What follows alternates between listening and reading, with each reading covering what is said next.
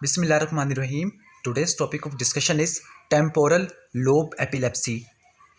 The type of epilepsy which is present in the temporal lobe is called temporal lobe epilepsy.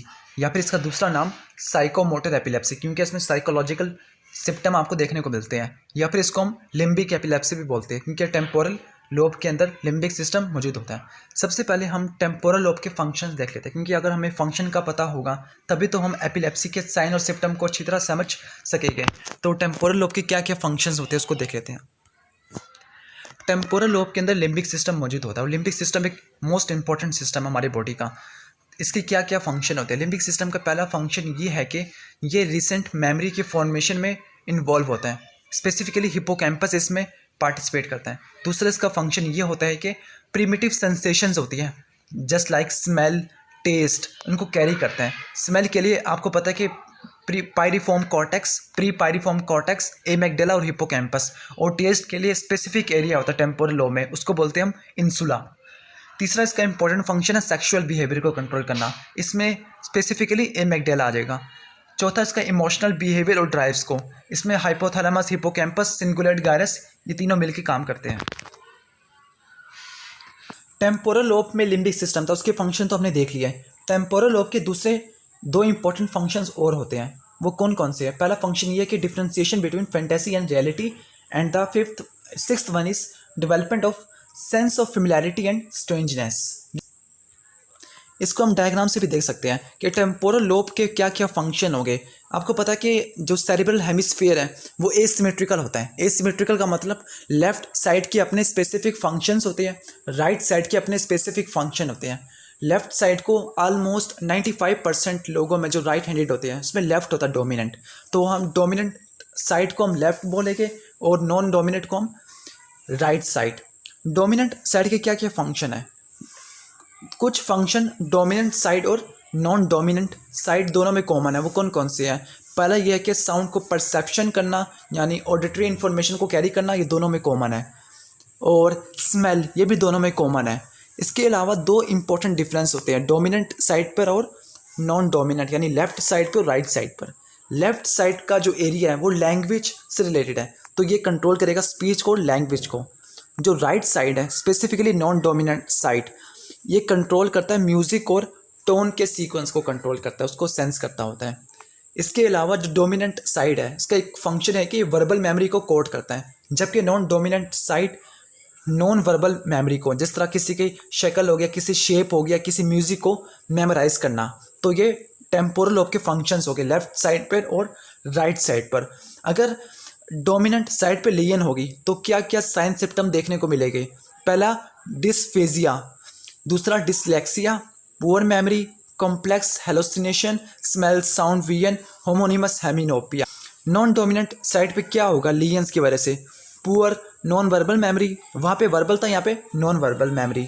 Loss of musical skills, क्योंकि music को भी encode इसने करना होता है, sense इसने करना होता है। हेलोसिनेशन जिस तरह उसमें भी था।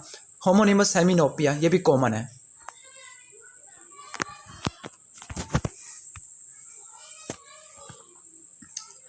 अब टेम्पोरल लोब के क्लिनिकल फीचर्स को देख लेते हैं कि टेम्पोरल लोब में हमें क्या क्या देखने को मिलता है।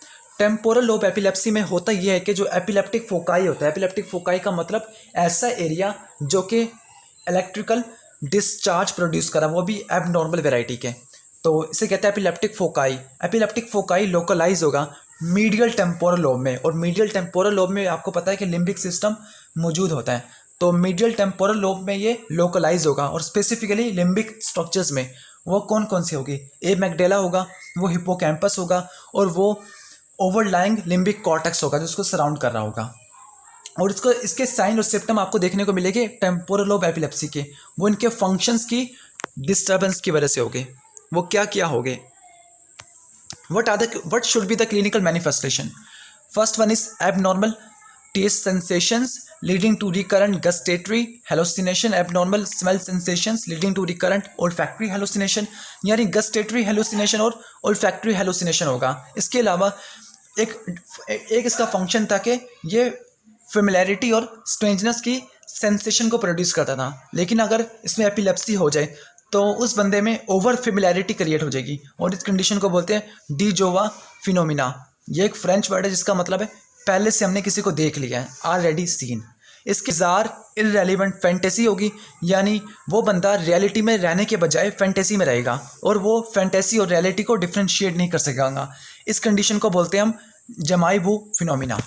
एक फंक्शन था लिम्बिक कॉर्टेक्स का कि वो सेक्सुअल बिहेवियर को कंट्रोल करता था, तो सेक्सुअल बिहेवियर भी ख़राब हो जाएगा, यानी सेक्सुअल बिहेवियर इनिशिएट हो जाएगा किसी प्रोवोकेशन के बगैर ही।